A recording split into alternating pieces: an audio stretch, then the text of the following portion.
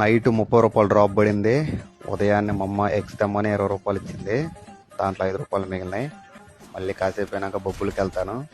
20 రూపాయలు ఇచ్చింది. దాంట్లో 15 రూపాయలు బొబ్బులు పోతే 5 రూపాయలు మళ్ళీ నాకే, మొత్తం 10 రూపాయలు. మొన్న మా ఫ్రెండ్ గాడికి ఒక 10 రూపాయలు పెట్టి టీ ఇప్పించాను. ఆ టీ డబ్బులు అడుగుతాను. అంటే 7 రూపాయలు, 8 రూపాయలు, 9 రూపాయలు అవి ఉంటే అడిగేవాడిని కాదు. కానీ 10 రూపాయలు కదా అడుగుతా.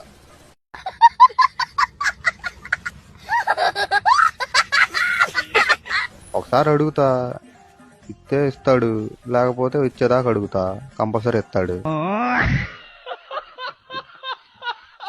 మొన్న ఇంకొక ఫ్రెండ్ గాడికేమో పానీపూరి ఇప్పించా సాయంత్రం పూట. ఆ పానీపూరి డబ్బులు ఇంకా నాకు ఫోన్ పే చేయలా. సాయంత్రం స్టేటస్ పెడతా, నా డబ్బులతో తిన్న వాళ్ళు మర్యాదగా ఫోన్ పే కొట్టండి అని. అప్పుడు కొడతాడు.